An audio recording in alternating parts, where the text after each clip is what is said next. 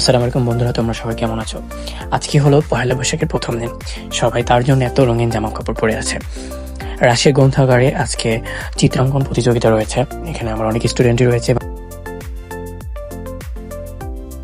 আজকে বাচ্চারা তাদের নিজের দেশ, নিজের মাতৃভূমি বাংলাদেশকে রিপ্রেজেন্ট করছে এই তাদের হাত এবং পেন্সিলের মাধ্যমে। তাদের গ্রাম বাংলাকে তারা কত ভালোবাসে এবং কেমন ভাবে তাদের মন এবং চিন্তাতে কল্পনাতে আছে, সেটাই আজকে তারা রং তুলির মাধ্যমে প্রকাশ করবে।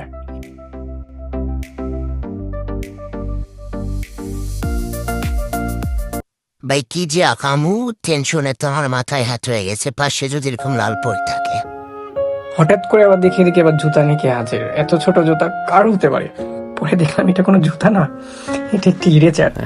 ভাই, ইরেজার কোম্পানি আর কি কি আবিষ্কার করবে, আর কি কি দেখতে হবে। আজকাল জুতা হয়ে গেছে মুসনি।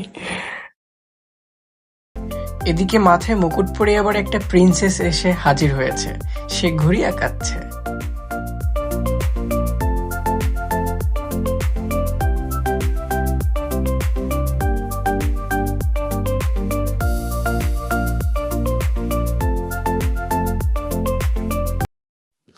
আমি হলাম ভূত, আমি এখন সবাইকে খেয়ে ফেলবো, শেষ করে দেবো সবাই। এখন টাটা, বাই বাই।